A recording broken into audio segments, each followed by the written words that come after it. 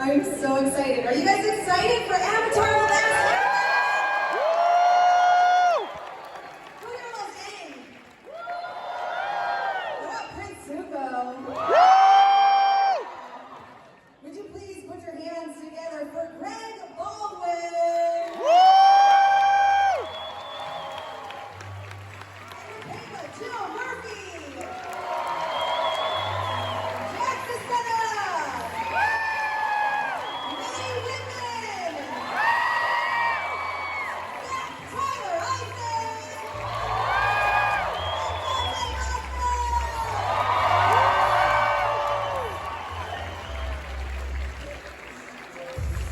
Basco. Welcome. How are you guys? Hello. Hi. Here. What's up, y'all?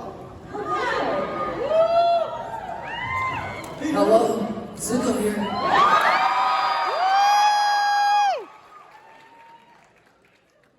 feel like there's an empty chair. Oh, I think that we might have a surprise guest. I think King Boomy is in the house. Oh my, what?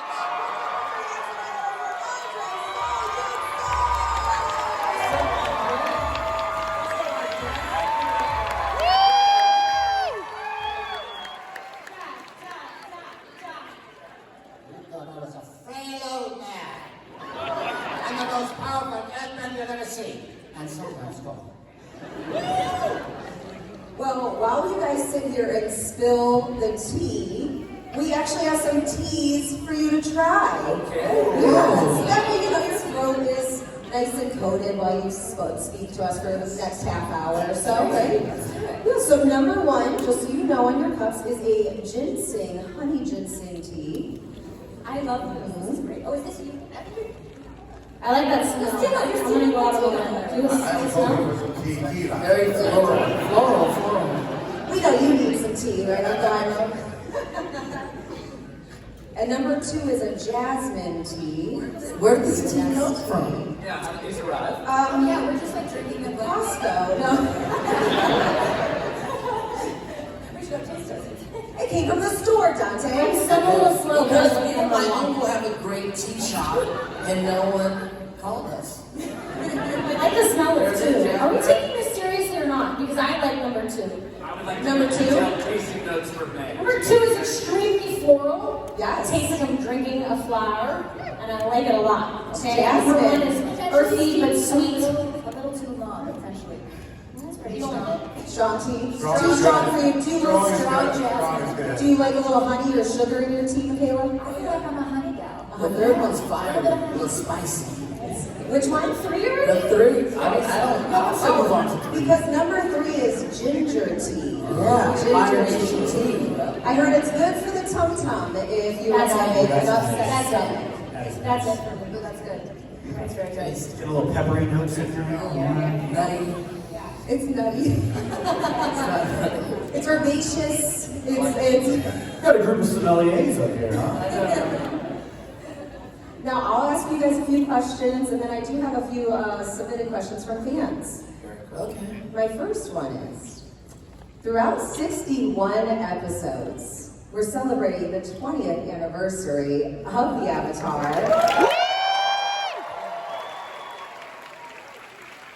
Your characters start off, some of them very young, and they change a lot throughout the series. But how did you change while you were working on the show? Well, my voice went from way up here to way down here pretty quickly. That changed, yeah. They teach you about that one in school, I hope. Quite literally. That was just me, yeah. It was just a journey for us as well. Like getting the scripts every week and seeing where the series was going was always such a great time. And we were really on the same journey as you guys were because we didn't know how it was going to end and all of that. So we were kind of waiting for it. We got it a little bit earlier than you guys, I would say. But yeah, it was a ride, man. It was so much fun. I cannot believe it was 20 years ago. And it's kind of funny because Zach was based in New York. A lot of the rest of us were in Los Angeles. So we didn't even meet the Avatar until after we were done filming. So you were just over there in your iceberg in New York, doing your own thing. And then we finally met you because you did fly out for the premiere of like the Premiere ending, and the rap party, I think was The the rap only party. times that I Yes. met you guys, which is crazy. Yeah, that's so crazy. Yeah. So funny. I don't think I met you until the New York Comic Con. I think so, too, That was the yeah. first time. So crazy. Yeah, they had a fun little premiere of like the final finale, I guess, final form. So it's, and they had a screening, and there were drinks and snacks, and like everyone got to hang out. And the It was really drums fun. And the and drums. Very cool. Yeah, Dante, how'd you grow?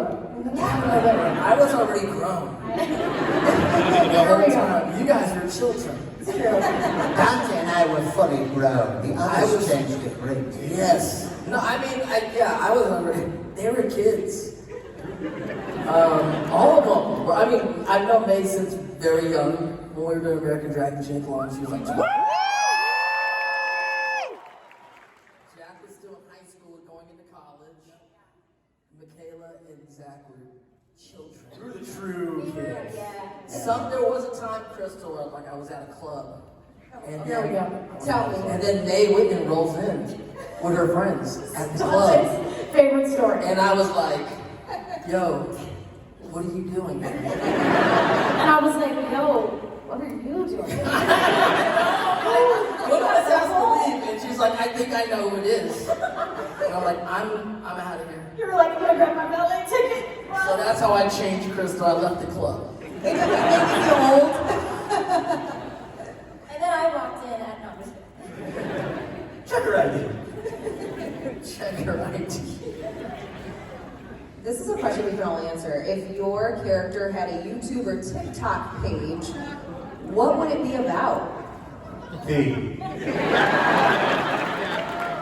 You need like very dangerous mukbangs. I'm pretty sure my whole feed would just be like black, blurry, mistaken. but like it'd be cool, like everyone would be into it. It'd be like the aesthetic is just like not visible. I would really like to think that Aang would have some like really helpful like wellness page or whatever, but in reality it would be like some like AI brain rot stuff, talking about monkey yapso. Like, I feel like Katara would be the one that was like, I'm not on social media. But my brother is, don't tag, don't. She'd like not want a part of that. She'd be like, it's not good for your mental health. No. How to restore your honor. Just that's all. Every video is just a new way of how to do it. I think Mooney would just have lots of flopsy videos on his Flopsy! would be into a lot of self-help, how to be a better dad, you know, better parenting tips. Yeah, should have watched them before How you. not to be an absentee father. air it out, guys. Those are all great answers. Do you think you could beat Uncle Iroh in a game of high show? No.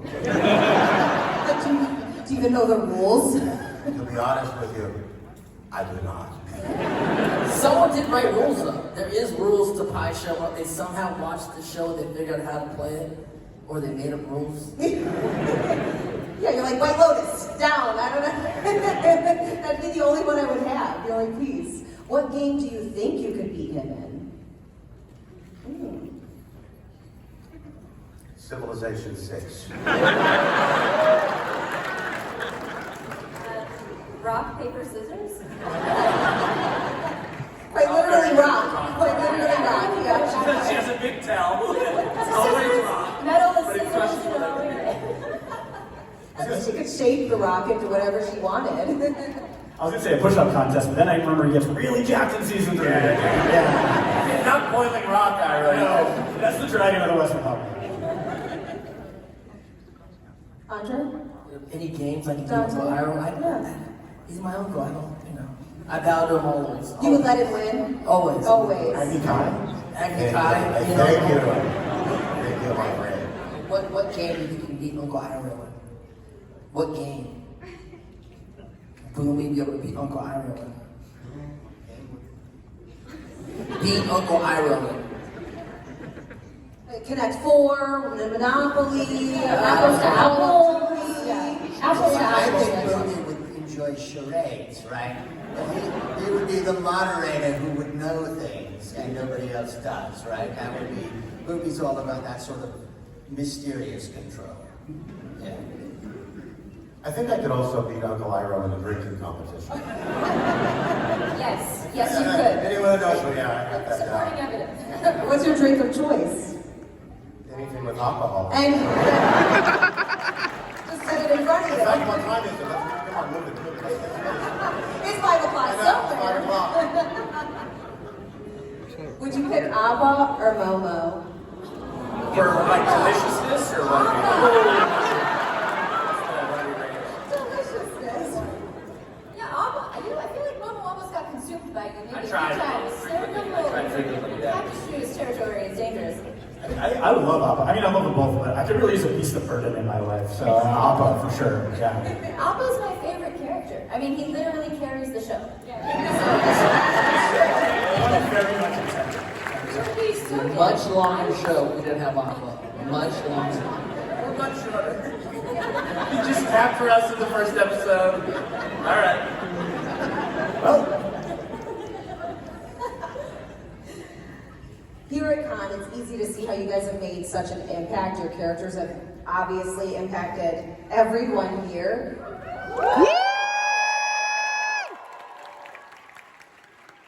What was the moment, though, that you realized that? Like, wow, this show has taken off and it's much bigger than I ever expected it to be.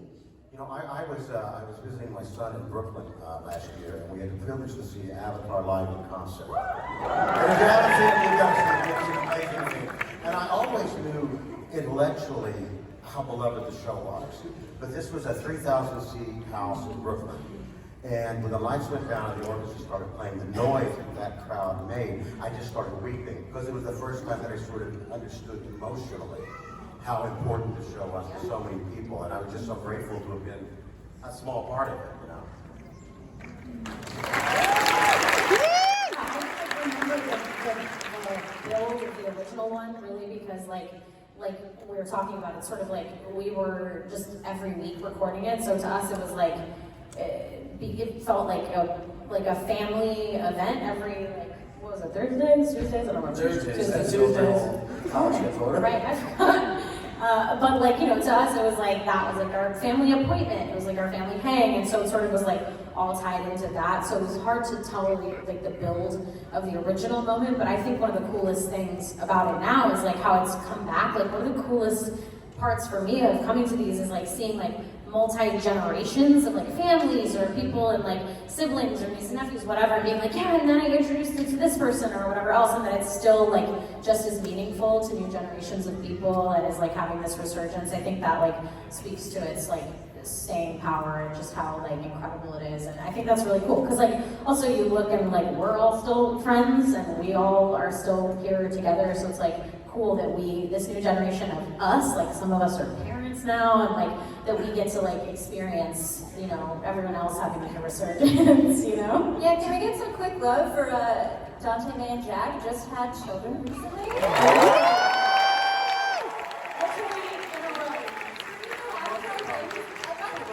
August, September, October, all boys.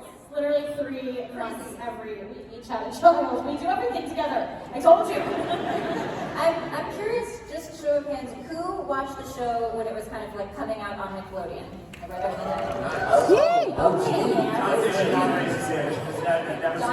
y'all are old. That was 20 years ago, you guys. You know what I'm saying? I was in college when it first came out, and I love cartoons, as I told all of you, and I was so addicted. It's so, the storylines, everything about it just captures you. I was in college at the time, and that was when I sort of realized the show was like taking off, was when friends in college were like, hey, this is a kid show that I would never admit that I like, but good show. For me, when I I really didn't know because I was a grown-up. I wasn't watching Nickelodeon. I didn't have kids. I wasn't hanging around with parents of kids. And about maybe 12 years ago, time flies, it was at San Diego Comic-Con. There was a party for the Legend of Korra video game. And it was on this rooftop, and my wife and I were there, and we walked in, and it was like, and also, conventions were still very new to me then. everybody was in costume. It was like all you folks hardcore, there was like cards play, and I was like, wow, this is really intense. Like, look at these movies, how nice. And then some guy goes up to my wife, what do you do? And she's like, oh, my husband, he does voices on the show. And they're like, what's he do? And she's like, oh, he's King Booney. Dude, King Booney's here! It was like Elvis was in the building, and I was like, oh my God. And now since then, coming to this and meeting all of you, and you know, now you guys have kids who are watching it. Also, the fact that it's now on Netflix and people are watching a like one long movie, it really kind of hits them in a more intense way. And so, yeah, slowly I've realized the wonderful, profound effect it's had on everybody. But when it first started, like, none of us really knew. We just knew it was great writing, we knew it was a great show. And you were getting paid. But then it's in your hands, and this says it all. It's just really so beautiful to meet everybody and experience this. One of the craziest back then, I was actually in the club. Every single I spent a lot of clubs. So I'm in the club. It all starts at the club. I was actually at Bootsy Bellows, right? And then I run into just so you know, no one else was gonna know. you know Bootsy Bellows. Like, I know it. You know. I'm cringing. I was inspired by Bootsy Bellows. And I run into Crawford. Crawford plays Jet, right? And so Crawford is also a big club dude. And I'm like, yo, Crawford, what's up, Crawdaddy? And we're chilling. And so let's take a selfie. We call him Crawdaddy. He's the Crawdaddy. We took a selfie. I posted it on my Tumblr. He goes, this is great. I posted it back in the day, right?